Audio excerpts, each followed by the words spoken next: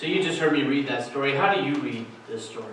Because I think that the way that you read this story can make a big difference in how you see Jesus. Or maybe it's the other way around. The way you see Jesus determines how you read this story. Now, for the most part, I see Jesus as a gentle man. A man who cares for people in need. I see him as sort of a quiet but powerful presence. When he speaks, I hear compassion in his voice. And because of that, his voice sounds a bit meek, maybe. It's not a negative, it's just the way I hear him in my head. With that tone of voice, I sort of hear this.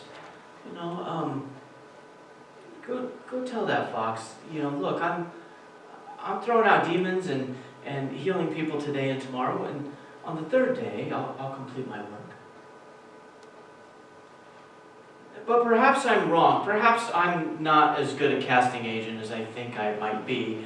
Perhaps Jesus was a bit more forceful than that. Perhaps he was more like The Rock than Kevin Costner. Because in that case, you'd read this very differently. It might read like this.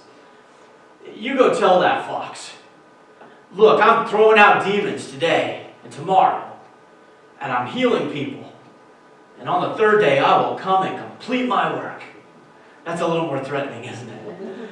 It makes a big difference, doesn't it? I mean, what were Jesus' intentions as he headed toward Jerusalem? Was he headed there to teach Jerusalem some manners? Or was he there to teach Jerusalem some manners?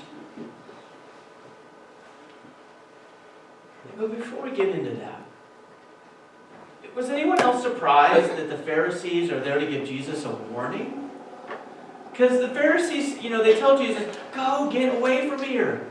Aaron wants to kill you. And I was a little surprised by that, because I've always thought that, the Pharisees hated Jesus, and that Jesus didn't really give them much slack when it came to their treatment of the people. So they confronted Jesus all the time, and he gave as good as he got. But the commentary that I read this week reminded me that may happen in other Gospels, but Luke doesn't really put Jesus at odds with the Pharisees all the time. In fact, Jesus eats with the Pharisees on occasion in Luke. And then I remembered that John tells us about another encounter with a Pharisee named Nicodemus. Nicodemus came to ask Jesus a bit more about what he was teaching. And Nicodemus was part of the crew that took care of Jesus' body after he was crucified. So not all Pharisees were enemies. And in this case, it seems that they were looking out for Jesus. And so in Luke, it was Herod that plays the supervillain in our story. And if you read the Old Testament reference that Jesus gives us with that in mind, then the story takes on a sharper tone. And I think perhaps Jesus was using the word Jerusalem in the same way that we would use the word Washington. We might say that we really need to clean up Washington. And when we say that, we really aren't talking about the city. We're not talking about going to pick up litter off the streets, right? We're talking about what the city represents. We're talking about the government. We're talking about the people in the government. Washington might be a reference to President Trump and his allies. It could very easily be Speaker Pelosi and her allies. Both are referred to as Washington. So when Jesus calls out Jerusalem for their track record in dealing with the prophets, he isn't really condemning all the people so much as he's condemning the leadership. Herod is the one that Jesus is expecting to be the ultimate enemy. On the other hand, I don't think we can write off the citizens of Jerusalem just yet. It isn't just the king that Jesus is calling out. He is calling out Jerusalem. He's calling out the citizens of Jerusalem. I imagine that to the people who lived outside of Jerusalem, the people there didn't have the same values as the rest of the country. Jerusalem had different values. Jerusalem was a show of wealth. It was dripping with opulence, from the palaces of Herod to the temple itself. So much money went to Jerusalem to be close to the center of power. Sound like Washington? And of course, as we experience ourselves, it seems like we work hard to survive here in the middle of the country in small town Iowa, and a big chunk of that ends up going to Washington. And sometimes we agree with how they spend our money, and sometimes we don't. Sometimes we agree with the rules they make, and sometimes we don't. Often, we feel powerless. But if we go to Washington to speak out about what they're doing with our money, we can be pretty sure that we'll come back. We may not get what we want. We may not even really feel like we were heard, but we aren't going to die. In Jerusalem, that was not the case. Prophets went to Jerusalem. They went there to confront the powers that acted in opposition to God's will, that acted in ways that did not benefit God's people, and the confrontation did not end so well for the prophets. Jesus was putting himself in that role. He was on his way to confront the powers that acted in opposition to God's will. And we know that that didn't turn out so well for him. Anybody want that job, prophet? Yeah, me neither. Except that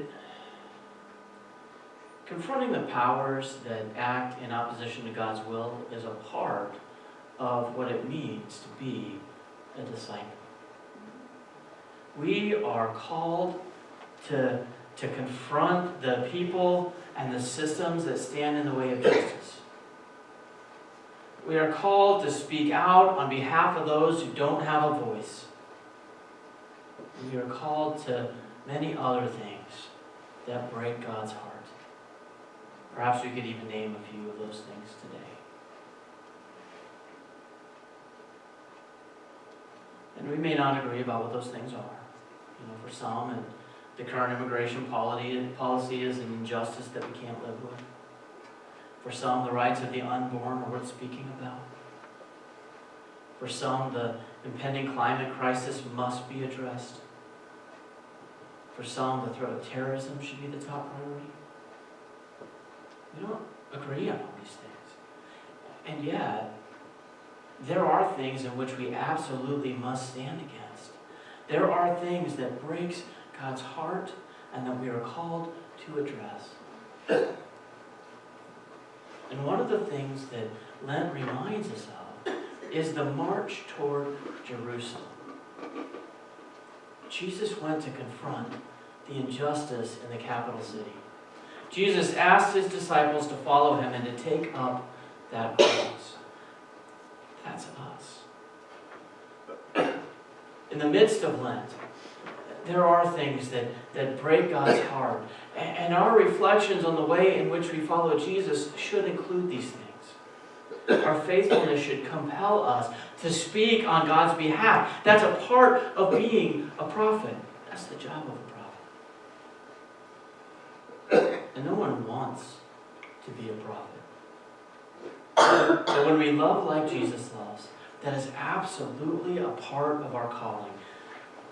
It's great to be a follower, isn't it? But again, we aren't alone. Our voices are stronger when we're together and when they are focused. So what is our focus going to be? What is the one thing that we can do to make a difference? Well, we should pray about that. So pray about that through the rest of Lent. And listen for God. God will lay something on your heart that can't be ignored, just like he did with St. Patrick. And others will have the same heart-breaking conviction. And that is the place we begin. Do you want to listen to God about this? Yeah, me neither. But that isn't what God asks of us. God only asks that we will listen and that we'll respond to things, even if we don't want to. So let's do that. Let's pray.